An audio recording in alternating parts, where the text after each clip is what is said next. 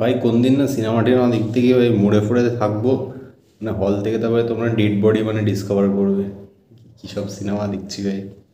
তো যাই হোক ভাই, তোমরা যদি এই ভিডিওটা দেখছো এবং চ্যানেলটা যদি সাবস্ক্রাইব না করে থাকো, তাহলে আমি তোমাদের একটাই কথা বলবো, সরি বল। তো কাল পয়লা বৈশাখ ছিল এবং আমি ফাইনালি জাট সিনেমাটা দেখলাম। এবং তার আগে সবাইকে বলছি, যারা যারা এই মানে এই ভিডিওটা দেখছো, 10 জন 100 জন 1000 জন যতজনই দেখছো, সবাইকে শুভ নববর্ষ। সবাই ভালোভাবে কাটাও। হ্যাপি নিউ ইয়ারে যে রেজলিউশনগুলো নিয়েছিলে ফুলফিল করতে পারোনি, সেটা দেখো নববর্ষের সময় আর কি ফুলফিল করতে পারো কিনা। এবং হ্যাঁ, এই খাওয়া দাওয়া, সিনেমা দেখো, মজা করো, এনজয় করো, চিল থাকো, বেশি চাপ নিও না। তো হ্যাঁ, যাই হোক, জাট সিনেমাটা আমি ফাইনালি দেখলাম। কীরকম লাগলো, আমার এক্সপিরিয়েন্স কীরকম হলো, কী ভালো কী খারাপ, মোড়াফা, এটা মুভি রিভিউ না, মানে ওই আর কি মোড়াফা অ্যানালিসিস, আমার এক্সপিরিয়েন্স, এটা নিয়ে ভিডিওটা হতে চলেছে। তার আগে স্ক্রিনশট একটা শহরের ছেলে, আমার চ্যানেল যদি ফার্স্ট টাইম এসে থাকো, সব ভিডিওতেই বলি, এখন মানে পুরো ভিডিওটা আগে দেখে নাও, তারপরে যদি ভালো লাগে আর তোমার মনে হয় that you can rely on me, then do subscribe the channel. তাও কালকে আমি সিনেমাটা দেখতে গেছিলাম, ওই 7:45 নাগাদ শো ছিল, ঠিক আছে, নাইট শো ছিল। এবং যেহেতু পয়লা বৈশাখ, পুরো মানে হাউসফুল ছিল। এবং ফার্স্ট ডে ফার্স্ট শো হয়তো সিনেমাটা দেখতে গেলেও আমি হাউসফুল পেতাম না, বাট কালকে হাউসফুল পেয়েছিলাম। তাই জন্য হালকা একটা মানে আলাদা এক্সপিরিয়েন্স হচ্ছিলো, অত লোকজন নিয়ে দেখছিলাম। এবং থ্যাংক গড মানে সিনেমাটাতে অত মানে হলটাতে অত লোক হয়েছিল। যদি অত লোক না হতো, আমার জানি না সিনেমাটা কীভাবে আমি মানে করতে পারতাম, মানে সারভাইভ করতে পারতাম। যাই হোক, জাটের প্রোমো দেখে আমার কিন্তু বেশ মানে প্রমিসিং লাগছিলো এবং ইন্টারেস্টিং লাগছিলো, এবং সিনেমাটা দেখার জন্য আমি বেশ এক্সাইটেড ছিলাম। এবং দেখার পর আমি এটা বলবো যে সিনেমাটা কিন্তু একদম খারাপ সিনেমা হয়ে যায়নি বা খুব মারাত্মক সিনেমা হয়ে যায়নি। সিনেমাটা তোমাকে ট্রেলার লেভেল থেকে যে জিনিসটা প্রমিস করছিল, ওটাই মোটামুটি ডেলিভার করে পুরো সিনেমাটাতে। অ্যান্ড সবথেকে যেই জিনিসটা বলবো, তোমরা যদি মাস সিনেমা মানে পছন্দ করো, এবং তোমরা যদি সো কল্ড আতিল অডিয়েন্স না হও, যে একটু এই টাইপের সিনেমা দেখলে একটু নাক সেটকাও, মানে ওই টাইপের যদি অডিয়েন্স হও, তাহলে তোমরা জাট থেকে দূরেই থাকো। বাট তোমরা যদি মাস সিনেমা এনজয় করো, লাউড ব্যাকগ্রাউন্ড মিউজিক, হিরো ভিলেনে একটা ক্ল্যাশ হবে, তারপরে অ্যাকশন হবে, হিরো এলিভেশন হবে, হিরো ওয়ার্শিপ হবে, এই টাইপের সিনেমা যদি তোমরা দেখতে পছন্দ করো, you can definitely go and watch Jaat. তোমাদের ফ্যামিলির সঙ্গে দেখতে পারো, বন্ধুদের সঙ্গে দেখতে পারো, একাও দেখতে পারবো। আমি বলবো বন্ধুদের সঙ্গে দেখলে হয়তো বেশি মজা পাবে। তো এটাই হচ্ছে ব্যাপার। দেখো, স্ট্রেট অ্যান্ড ফাইন, মানে ফাইনাল কথা, খুব মানে ক্রিস্প এবং ছোটো রাখার চেষ্টা করবো ভিডিওটাকে। আমার বেশি কিছু বলার নেই এটা চার্ট নিয়ে। One of the most important thing about this movie is Sunny দেওয়াল, ঠিক আছে। অ্যান্ড আমি থাম্বনেলও তোমরা দেখেছো হয়তো, সানি দেওয়াল না, সানি দেওয়াল, মানে একটা ওয়াল, ঠিক আছে। মানে যে আসছে এবং তার সামনে যারাই আসছে টাকরাচ্ছে আর ভেঙে যাচ্ছে। So it's a one man show, পুরো সিনেমাটাই একটি সানি দেওয়ালের ওপরেই দাঁড়িয়ে আছে। এবং এই রোলটা মানে এই ক্যারেক্টারটা যেটা ও প্লে করেছে, এটা যে কোনো অ্যাক্টারকে দিয়ে দাও, nobody could have pulled off this thing, ঠিক আছে। মানে এটা শুধু সানি দেওয়াল বলেই মানে সম্ভব। এবং সেই জিনিসটা এতটা কনভিকশনের সঙ্গে করেছে, সে যদি মানে লাস্টে সিনেমাটায় মানে আকাশে উড়েও যেত হঠাৎ করে, মানে সেটাও তুমি হয়তো বিলিভ করে নিতে, এতটাই কনভিকশনের সঙ্গে সে মানে পারফরমেন্স দিয়েছে। So it's a one man show, পুরোটাই সানি দেওয়ালের জন্য দেখা। এবং আমি বলবো, আমি কিন্তু সানি দেওয়ালের খুব মারাত্মক অনেক সিনেমা দেখিনি, খুব কিছু সিলেক্টিভ সিনেমাসই দেখেছি। বাট এটা মনে হয় আমার ফার্স্ট টাইম হলে সানি দেওয়ালকে এক্সপিরিয়েন্স করলাম। সো হ্যাঁ, অ্যান্ড দেখো, সিকান্দার লাস্ট আমি দেখলাম, সিকান্দারের থেকে কিন্তু এটা অবভিয়াসলি বেটার সিনেমা হয়েছে। এবং আমি সেটা রিভিউতেও বলছিলাম যে এরকম টাইপের সিনেমা যদি সালমান খান করতে পারে, বাট এইটা যেটা হয়েছে সেটা কিন্তু সালমান খান পুল অফ করতে পারতো না, ঠিক আছে। এবারে আমি যদি টুকটুক করে ভালো কী লেগেছে বলি, দেখো সিনেমাটায় একটা পেস আছে, তোমার ফার্স্ট হাফ সেকেন্ড হাফে মোটামুটি তুমি ইংগেজ থাকো শুরু থেকে শেষ পর্যন্ত। একটা মোটামুটি গল্প আছে, মোড়াফা মানে ওই মাসিয়া টাইপের স্টোরি আর কি, মানে যেখানে ধরো তোমার একটা জায়গা আছে যেখানে লোকরা আর কি ডমিনেটেড হচ্ছে, কোনো একটা মানে হনু আছে মানে যে সবার উপরে টর্চার করছে। এবং man comes who becomes the messiah of the people, and he rescues, and ওর আশেপাশে যে আসবে তাদেরকে শেষ করে দেবে। এটাই হচ্ছে, সেটাকে একটা এক্সট্রা ভ্যাগেন্সা টাইপের নিয়ে যাওয়া হয়েছে। মানে পুরোটাই একদিনের একটা ঘটনা হচ্ছে, এবং সানি দেওয়াল আসছে, মারছে, মানে এবং সানি দেওয়াল যে রিজনটার জন্য আসছে, মানে ও কিন্তু জানে না যে ও রেস্কিউ করবে বা কী না। যে জিনিসটা নিয়ে শুরু হয়, তারপরে সেই সরি বল, সরি বলাতে বলাতে বলাতে বলাতে এমন সরি ভুলবে, তারপরে সবাই চা প্যান্ট প্যান্ট খুলবে, মানে এটাই হচ্ছে ব্যাপার। তো এটাই হচ্ছে ব্যাপার, তোমার এক একটা জায়গায় হয়তো সিরিয়াস জায়গা কিন্তু সেখানে হাসি পাবে, মজা পাবে। এবং মানে এই সিনেমাটাকে অতটা সিরিয়াসলি নেওয়ার কিছু নেই, ঠিক আছে, মানে ইউ গো অ্যান্ড এনজয়। এবং সিনেমাটা খুব একটা ভালো সিনেমাও হয়নি, বাট হ্যাঁ অ্যাকশনটা তুমি এনজয় করতে পারবে। এবং সে ফ্যান মানে খুলে ফেলে দিচ্ছে, গাড়ি যাচ্ছে গাড়ি ধরে নিচ্ছে।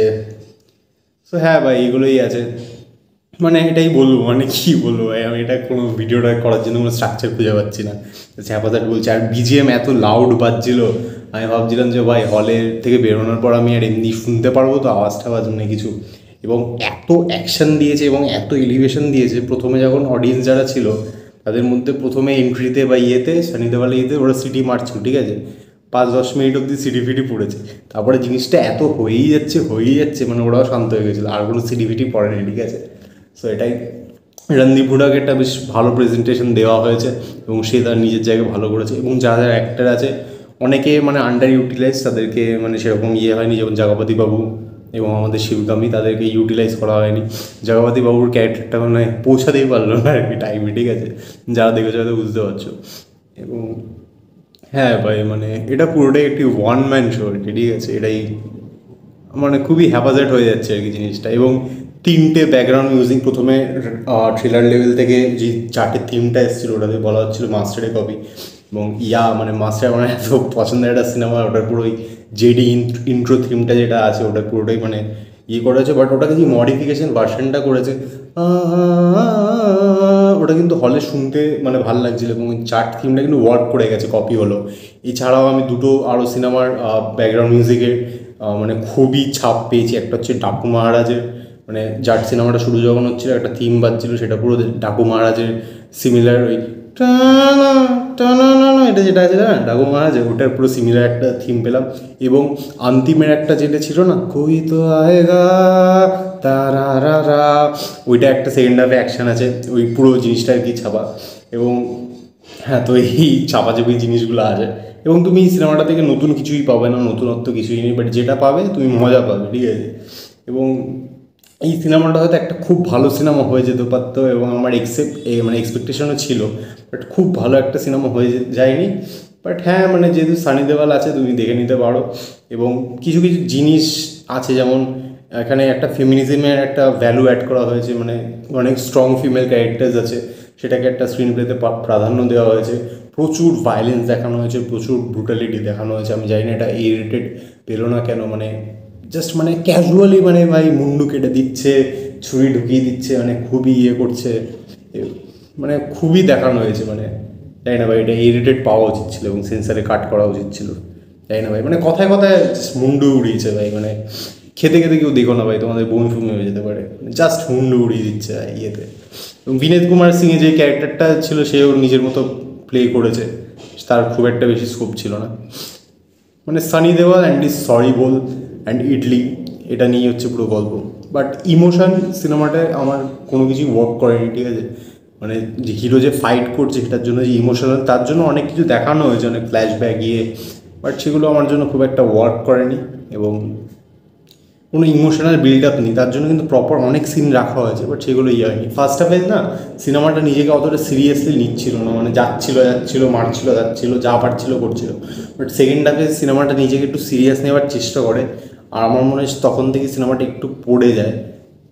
অ্যান্ড ক্লাইম্যাক্সটাও আমার খুব একটা মানে ইয়ে হয়নি। এবং যে জিনিসটা রিভিলেশনটা হয়, টুইস্ট যেটা দেয়, সেটা আমার জন্য ওয়ার্ক করেনি। আমি কিন্তু মানে ফার্স্ট প্রোমো থেকেই বুঝে গেছিলাম ভাই এটাই হতে চলেছে, জাট লোকটা কি সেটা বুঝে গেছিলাম। তো এটাই বলবো ভাই, মানে ঠিক আছে আমার এক্সপিরিয়েন্সটা ঠিকঠাক ছিল, খুব মারাত্মক কিছু লাগেনি। আমার রিসেন্টে আমি যদি বলি মাস সিনেমা রিসেন্ট টাইমে দেখা কি খুব ভালো লেগেছিলো, সেটা হচ্ছে ডাকু মহারাজ। সেটা হয়তো আমার চ্যানেলে রিভিউ নেই, বাট ওই সিনেমাটা আমি খুব এনজয় করেছিলাম, একটা প্রপার মাস ফিল্ম ছিল। অ্যান্ড এখানে টু মাচ অ্যাকশন ভাই, মানে হিরো অ্যাকশন করেই যাচ্ছে, তার কোনো শেষ নেই। মানে হ্যাঁ, তাও এটাকে আর কি মানে একটু ইয়ে করা যেত। এবং ওই যে রাম ঠাকুরের গানটা ছিল ইন্ট্রোডাকশনে, ওইটাও আমার খুব একটা আহামরি লাগেনি। ওটাকে দেখছিলাম অনেকে মারাত্মক বলছিল, ওটা আহামরি কিছু না। এবং ওই গানের মিউজিকটা আমার চেনা চেনা লাগছিলো, ওটা কোথা থেকে নিয়েছে আমি জানি না, বাট ওটাও আমি আগে শুনেছি মানে থিমটা।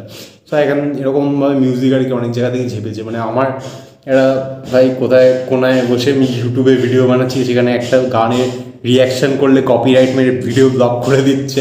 তোমরা রিসেন্ট আমার ভিডিওসগুলো চেক করলে বুঝতে পারো আমি সে ব্যাপারে বলছি, ব্লক করে দিচ্ছে।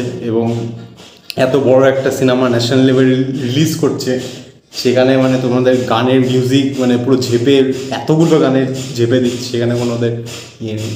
তো যাই হোক ভাই, কী করা যাবে, হোপলেস কেস ভাই আমার ক্ষেত্রে। তো যাই হোক, এটাই ছিল ভাই। তোমরা যদি চাও জাট দেখতে পারো, অ্যাকশনের জন্য দেখতে পারো, সানি দেওয়ালের জন্য দেখতে পারো। And the film is only watchable because of Sunny দেওয়াল। এখানে যদি কোনো অ্যাক্টার থাকতো সিনেমাটা পুরো ঝুলে যেত, ঠিক আছে, পুরো ঝুলে যেত। অনলি বিকজ অফ সানি দেওয়াল জিনিসটা ইয়ে করেছে। এবং আমি একটা জিনিস বলবো, সাউথের ডিরেক্টর এসেছে গোপী চাঁদ মালিনী, মাইথ্রি মুভিজ মেকার্সরা প্রডিউস করেছে। বলিউড এতদিনে তো সানি দেওয়ালকে সেভাবে ট্যাপিং করতে পারো না, but they have done a quite justice with Sunny Deol. এবং আপকামিং হয়তো আমরা আরও এরকম সানি দেওয়ালের সিনেমা দেখতে পারি। So Jaat is a one time good decent watch if you are action mass movie lover. এবং সিনেমাটা থেকে আলাদা তোমার কিছু ইয়ে নেই। এবং তোমার যদি হার্টের অসুবিধা হয় বা ইয়ে হয়, প্লিজ ভাই হলে গিয়ে দেখো না। মানে কান ফান থেকে রক্ত বেরিয়ে এত জোরে সাউন্ড হচ্ছে, আর বিজিএম বেজেই যাচ্ছে। সো এটাই ছিল ভাই, এটাই ছিল আমার জাটের একটা খুবই হ্যাপাজার্ড র্যান্ডাম মিক্সড রিয়াকশান। আমি ঘেমে যাচ্ছি। আমি কালকে মানে পয়লা বৈশাখে দেখতে গেছিলাম সিনেমাটা, ঠিক আছে, মানে তুমি দেখলে ভুলে যাবে, মানে তুমি তোমার মনে থাকবে না এই সিনেমাটা। এটাই ছিল ভাই, এটাই। তো এটাই ছিল আমার মোড অফ জাটের রিভিউ বা অ্যানালিসিস। এবং আমার সব ভিডিও এরকম টাইপের হয় না। আমি ভিডিওতে একটু এফার্টটা কমই দিলাম, শরীরটা অতটা ইয়ে লাগছে না, এবং বৃষ্টি হচ্ছে, একটু ল্যাদ টাইপের লাগছে। আমি ভিডিওটা করে একটু ঘুমিয়ে পড়বো। তো তোমরা আমার রিসেন্ট ভিডিও চেক করে দেখতে পারো, তারপরে আমার চ্যানেলটাকে সাবস্ক্রাইব করতে পারো। আর এটা যদি ভালো লেগে থাকে এবং জাট যদি দেখে থাকো, কী এক্সপিরিয়েন্স আমাকে কমেন্টসে জানাতে পারো, লাইক করে দিতে পারো। তোমরা জানো ভাই, একটা ইউটিউবের নতুন ক্রিয়েটার যে ভিডিও বানাচ্ছে, তাকে মোটিভেশন দেওয়ার জন্য তোমাদের কী কী করা উচিত, সেই সাপোর্টটার জন্য যা যা দরকার সেটা তোমরা করে দিতে পারো। সাবস্ক্রাইব করে রাখো। খুব শীঘ্রই দেখা হচ্ছে। আমার মাইকটা পড়ে গেল। স্ক্রিনস অফ একটা শহরের ছেলে, জাট দেখো এবং যা পড়ো করো ভাই, मजा करो। पूरा वीडियो देख लिया, सब्सक्राइब नहीं किया, इंस्टाग्राम का लिंक दिया हुआ है, अभी तक फॉलो नहीं किया, कर ले, नहीं तो सॉरी बोल। मैं जाट हूं।